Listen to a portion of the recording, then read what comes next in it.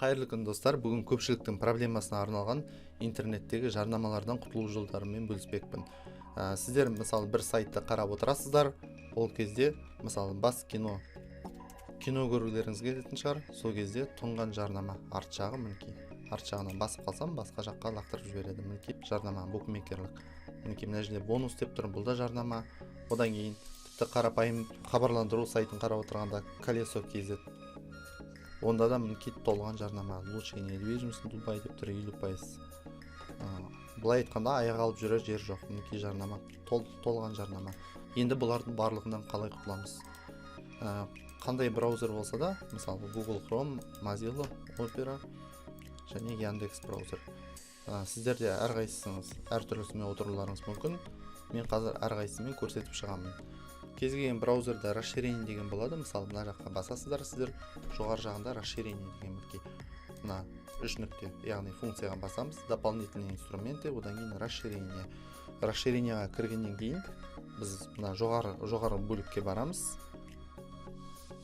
Мына батырмаға басамыз, одан кейін астында открыть интернет-магазин Chrome дегенге басамыз. Оның ішінен поиск по магазину деген кезде AdGuard деп жазамыз. AdGuard деп жаздық. Мінекей AdGuardтың өзі антибаннер. Осыны басамыз да установить батырмасын басып орнатамыз.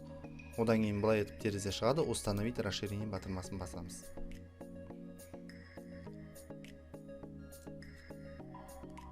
Одан кейін сіздерге мынадай терезе ашылады. Яғни астыға қарай түсеміз. Мынаның барлығын помогает развитие фильтров. Яғни бұл дамуына көмектесу. Фишинговый вредоносный сайт, яғни өтірік сайттардан қорғау, хакерский. Осыны да қосамыз. Фильтр виджет в социальной сети. Жаңағы виджеттерден шығып тұратын жарнамалардан қорғау.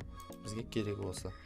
Все счетчики аналитики бұл, яғни сіздің местоположениеңізді, қай жақта отырғаныңызды отслежка жасамау үшін, яғни қадағаламаш үшін қорғану. Бұны қажет болса қосып қоясыздар. Мен мысалы қосып қоямын.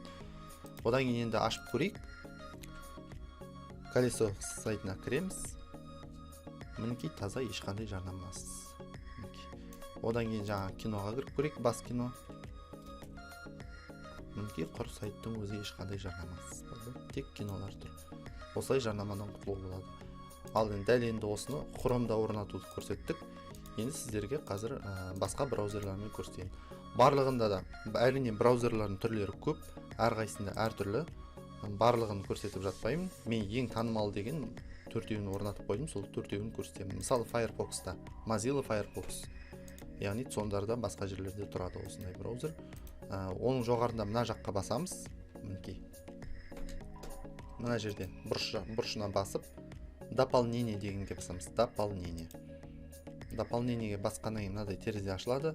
Оның ішінде расширение деген таңдаймыз. Расширение ішіне найти больше расширение дегенді басамыз. Мына жерде мінекей найти больше расширение. Оны басқаннан кейін бізде расширенияларды іздеу терезесі ашылады. Поиск дополнение деген жерге AdGuard деп жаңағын жазамыз. AdGuard деп жазамыз.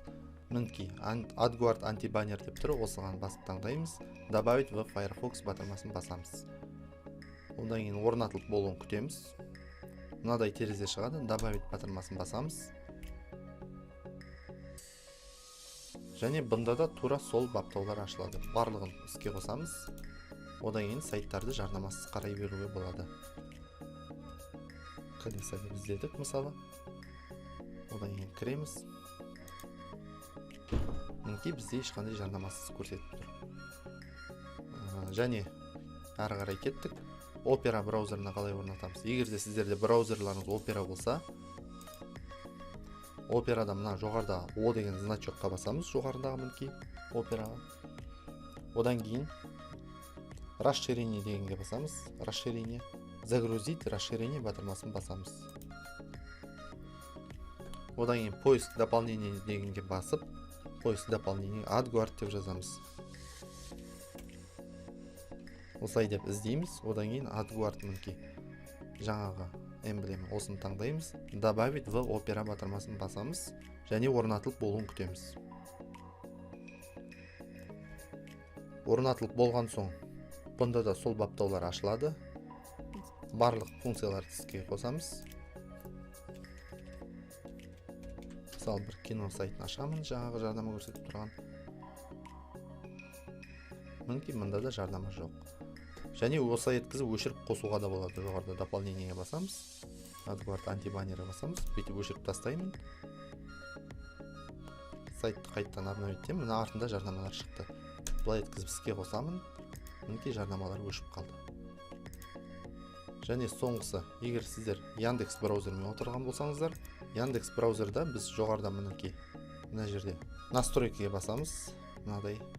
Одан кейін дополнение дегенді таңдаймыз. Ең астыға түсеміз. Каталог расширение для Яндекс браузер батырмасын басамыз.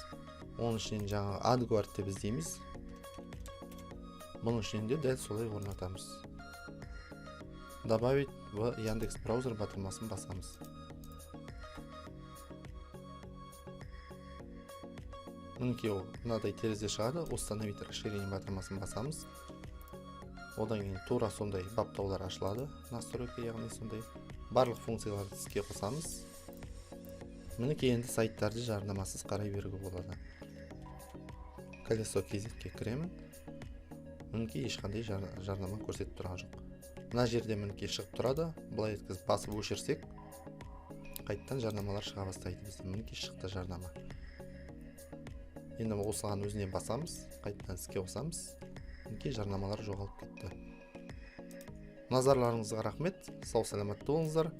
Егер сіздер тағы да қандай жолдарын білесіздер, комментарияға жаза кетіңіздер. Келесі видеоларда жүздескенше сау саламатта болыңыздар.